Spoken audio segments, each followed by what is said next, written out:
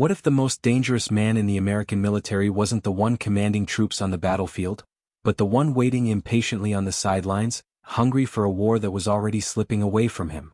In the spring of 1945, as the guns of Europe finally began to fall silent, a question that seemed almost unthinkable was quietly circulating among the highest ranks of American power.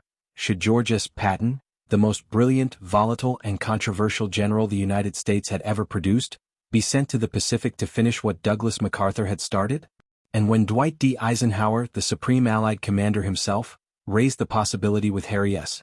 Truman, the new President of the United States, what happened next would reveal something stunning about the nature of power, pride, loyalty, and the impossible cost of commanding a man who could not be controlled.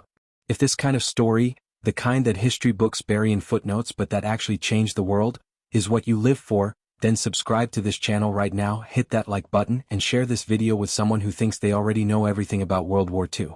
And drop a comment below telling us something you didn't know before about Patton, Truman, or Eisenhower, because by the end of this video, there will be plenty to choose from. George Smith Patton Jr. was not a man designed for peace. Born on November 11, 1885, in San Gabriel, California, he had spent his entire adult life preparing for war with the obsessive devotion of someone who believed he had been reincarnated from ancient warriors. He had fought in Mexico chasing Pancho Villa in 1916, commanded tanks in France during World War I, and by the time World War II erupted, he had become something the American military had never quite seen before, a general who was equal parts military genius and walking catastrophe. He slapped a shell-shocked soldier in a hospital in Sicily in August of 1943, an incident that nearly ended his career entirely. Eisenhower had personally reprimanded him, forced him to apologize publicly, and kept him sidelined for months while lesser men were given commands he deserved. Yet when the Normandy invasion of June 6, 1944 demanded the best the Allies had, it was Patton who was handed the Third Army, and it was Patton who drove across France with a ferocity that left German commanders speechless, covering more ground more quickly than almost any force in modern military history. By the time Germany surrendered unconditionally on May 8, 1945, a day the world celebrated as V-Day, Patton was not celebrating. He was restless, frustrated, and already looking east toward the Soviet Union with an expression that alarmed even his closest allies. He had made statements in private and sometimes disturbingly close to public, suggesting that the United States had fought the wrong enemy, that the real threat was Joseph Stalin and the Red Army, and that the moment to confront them was now, while American forces were still mobilized and battle-hardened. These were not the quiet musings of a tired old soldier. These were the dangerous convictions of a man with 3 stars on his helmet and divisions still under his command, and they terrified Washington in ways that no German panzer unit ever had. Eisenhower knew Patton better than almost anyone alive. They had been friends since 1919, had served together, argued together, and navigated the impossible politics of coalition warfare together. Ike understood that Patton's genius on the battlefield was inseparable from the instability that made him so unpredictable off it.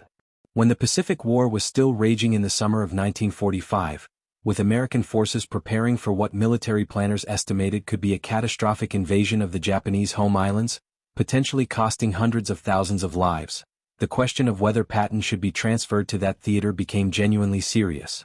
Douglas MacArthur, the Supreme Commander of Allied forces in the Pacific, was already an enormous personality with a jealous grip on his command. The idea of inserting Patton into that environment was something that made experienced military strategists go pale. It was in this charged atmosphere that Eisenhower, navigating the treacherous waters between military necessity and political reality, raised the question with Harry Truman. Truman had only become president on April 12, 1945, following the sudden death of Franklin D. Roosevelt, and he was still absorbing the staggering weight of the office when the war in Europe ended and the Pacific crisis intensified. Truman was not an Ivy League man. He had not attended West Point.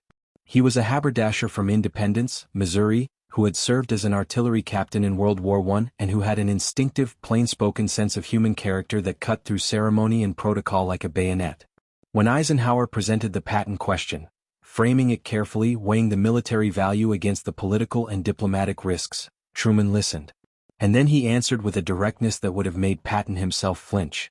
And this is the moment in the story, exactly the kind of moment that rewrites your understanding of how history actually works, where we ask you to pause and subscribe to this channel if you haven't already, like this video to help more people find it, share it with a friend who loves real history told without filters, and leave us a comment right now.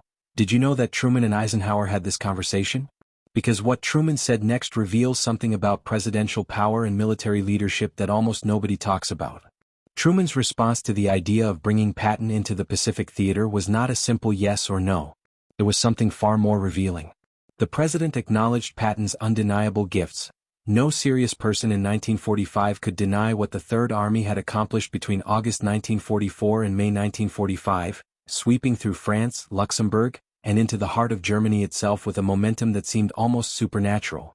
Patton's forces had relieved the besieged garrison at Bastogne during the Battle of the Bulge in late December 1944, a moment that had become legendary almost instantly.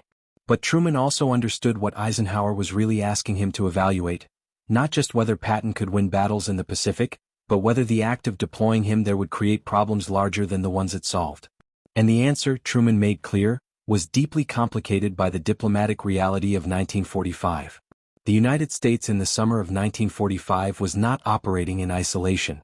The agreements forged at Yalta in February 1945 between Roosevelt, Churchill, and Stalin had created a fragile architecture of post-war expectations that depended on the Soviet Union entering the Pacific War against Japan, which Stalin had promised to do by August. Patton's publicly known hostility toward the Soviets, his barely concealed contempt for the alliance with Moscow, his statements about fighting the Red Army, these were not abstract problems. They were geopolitical grenades. Sending Patton to the Pacific with an active command would have sent a signal to Stalin that the Americans were deploying their most aggressively anti-Soviet general to a theater where Soviet cooperation was considered essential. The diplomatic fallout could have been severe, arriving at precisely the moment when Truman was trying to manage one of the most delicate international situations in American history. There was also the question of MacArthur himself. Douglas MacArthur was a five-star general, a man of monumental ego and ferocious territorial instincts when it came to his command. He had been waging the Pacific Campaign since the darkest days of 1942, had made promises to the Filipino people that he kept at great personal cost, and had constructed around himself an aura of almost mythological authority.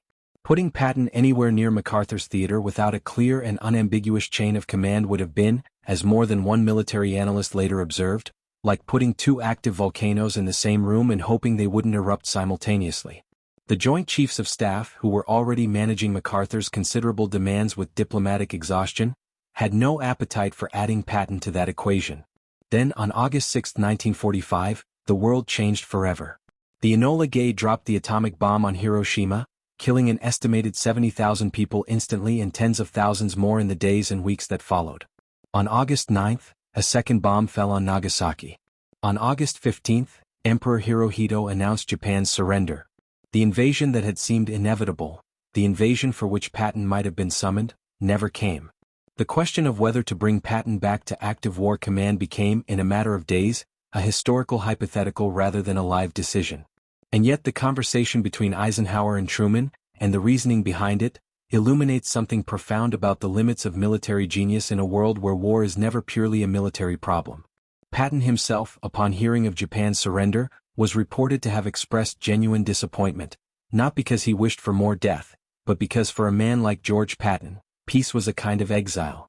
The epilogue of Patton's story arrived with devastating swiftness. On December 9, 1945, outside Mannheim, Germany, the staff car carrying General George S. Patton was involved in a low-speed collision with a military truck. The accident seemed minor. Patton was the only one seriously injured. He suffered a fracture of the cervical vertebrae, was paralyzed from the neck down, and died on December 21, 1945, 12 days after the accident, at the age of 60. He was buried at the American Military Cemetery in Hamm, Luxembourg, among the soldiers of the Third Army he had commanded, a choice he had reportedly made himself, because he wanted to be with his men. The most feared general of the Second World War died not in battle, but in a collision on a quiet road in a defeated country, in a peacetime that had never quite suited him. If this story moved you, if it made you see Patton, Truman, and Eisenhower in a completely different light, then subscribe to this channel right now, like this video, share it with someone who needs to understand how the greatest decisions in history are never made on the battlefield but in the quiet, consequential conversations between powerful men, and leave a comment below telling us what surprised you most. Was it Truman's reasoning? The MacArthur conflict? The atomic bomb that made the question irrelevant? History is never simple, and neither were the men who made it.